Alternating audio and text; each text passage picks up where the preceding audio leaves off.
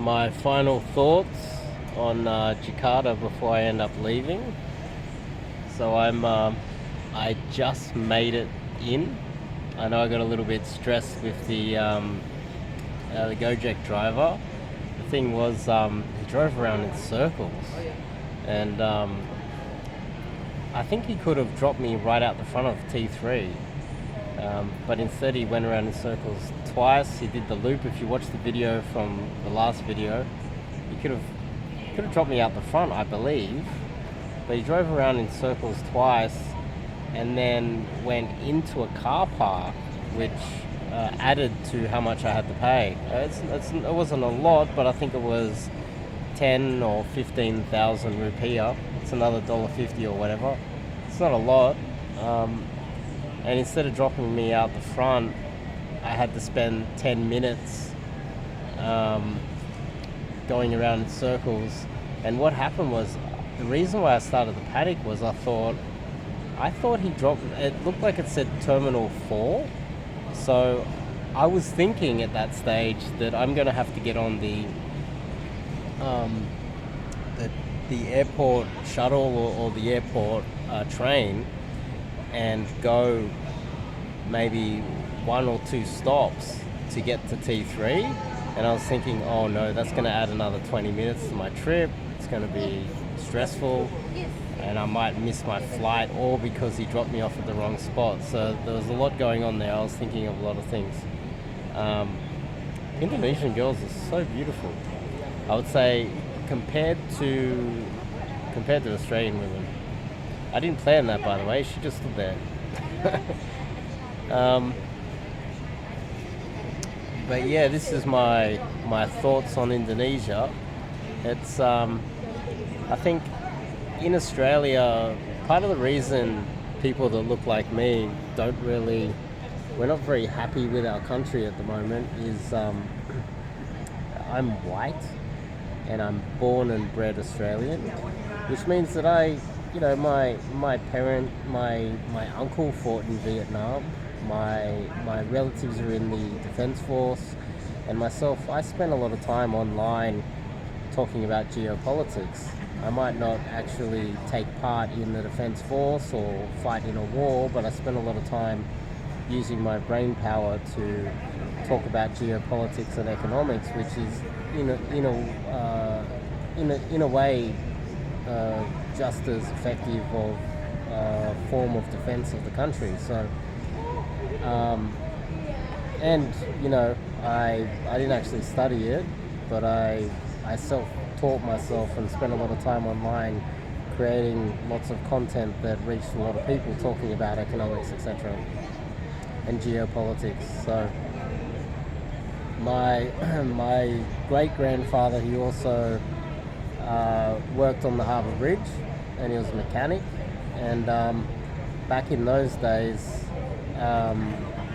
they had to cook the steel while they were up there. And many people cook the steel with nets, and they'll throw it to each other and they'll catch it. And that was very dangerous work. So I've got some serious roots in Australia. I'm a real Australian, and we believe that my grandmother might have been somewhat connected to the stolen generation, which is connected to the indigenous population. So I got some serious roots in my country. But what is happening now is we have mass immigration into Australia at the moment, and I'm being colonised. My own country's being colonised.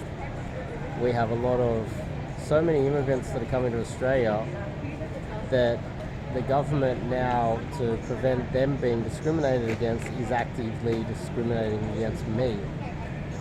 There's actual laws in place that prevent, if I was to apply for a job, and an immigrant or a woman is also, so a white Australian woman will have more privilege than myself in my own country. I'm literally at the bottom.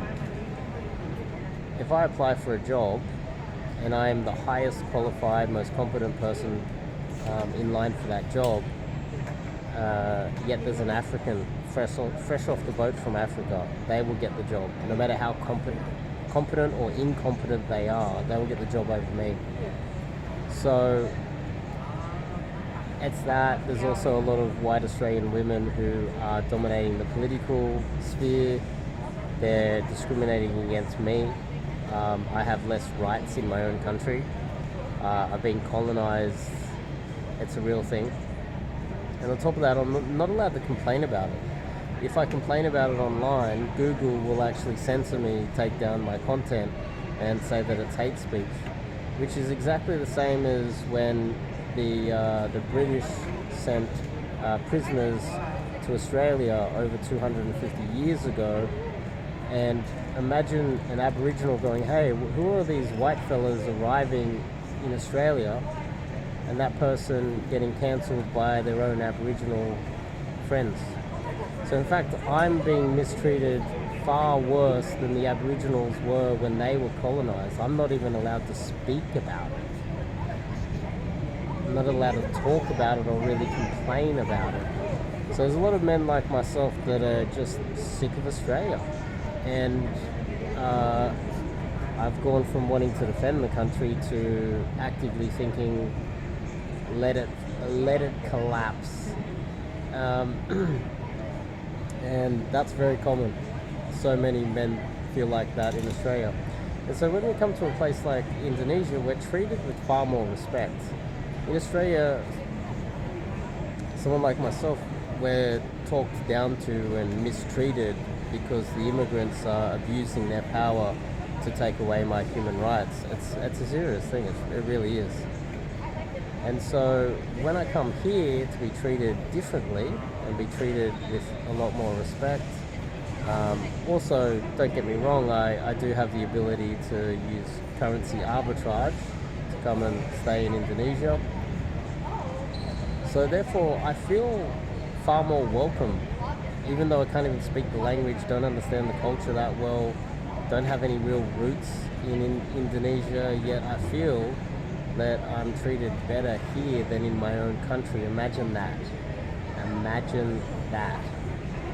And as you guys that have been following the channel have seen, Bruce Hurricane has taken off. He's exploded. He's got some clicks.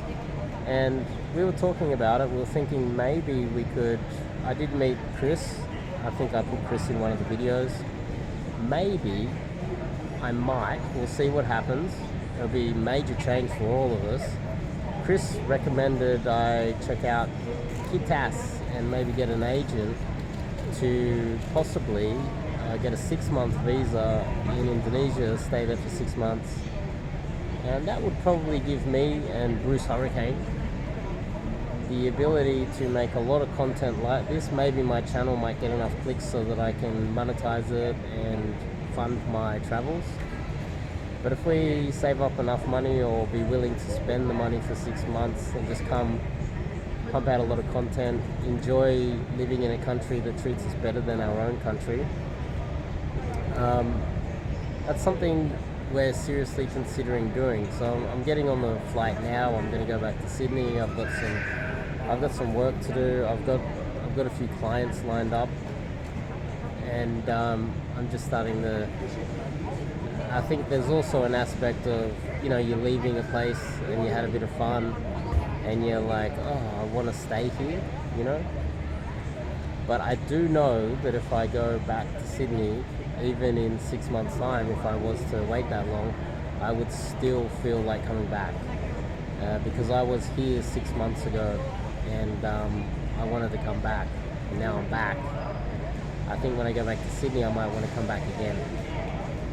So I'll keep you guys posted. I might have a talk with Bruce Hurricane and see if he wants to spend 6 months building up his TikTok and his social media empire, which I think he legit could be one of the most famous bullets in Indonesia if we did spend 6 months together making a lot of content. I honestly believe that is possible. I'm serious.